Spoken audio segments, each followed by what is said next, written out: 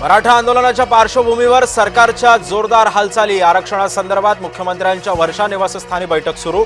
मुख्यमंत्री आणि दोन्ही उपमुख्यमंत्री विखे पाटील बैठकीला उपस्थित। मनोज जरांगेंच्या उपोषणाचा आजचा चौथा दिवस। आजपासून जरांगेंचा आणखी कडक उपोषणाचा इशारा। आजपासून पाण्याविना जरांगेंचं आंदोलन।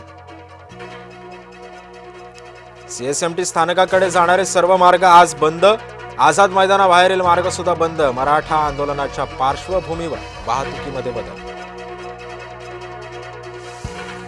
मंत्री छगन भुजबळांनी बोलावली राज्यभरातील ओबीसी नेत्यांची बैठक। जरांगेंच्या आंदोलनासंदर्भात मुंबईमध्ये आज ओबीसी नेत्यांचं मंथन। भुजबळ जरांगे पुन्हा भिडण्याची शक्यता। मंत्री छगन भुजबळ आणि बबनराव तायवाडेंमध्ये फोनवरून चर्चा। नागपुरात राष्ट्रीय ओबीसी महासंघाचं साखळी उपोषण। उपोषणामुळे तायवाडे बैठकीला अनुपस्थित राहणार।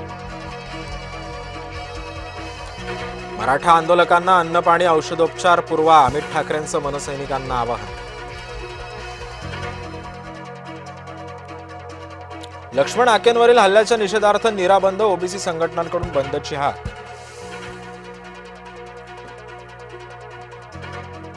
पुढच्या आठवड्यामध्ये शरद पवारांचा 2 दिवस नाशिक दौरा। 14 आणि 15 सप्टेंबर 2 दिवस शरद पवार नाशिकचा आढावा घेणार। स्थानिक स्वराज्य संस्थांच्या निवडणुकांचं रणशिंग फुंकण्याची शक्यता।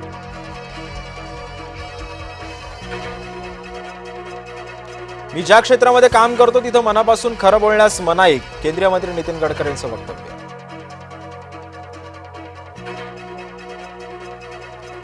वाशी टोल नाक्यावर मोठ्या प्रमाणावर वाहतूक कोंडी। मुंबईला जाणाऱ्या लेनवर वाहनांच्या लांबच लांब रांगा।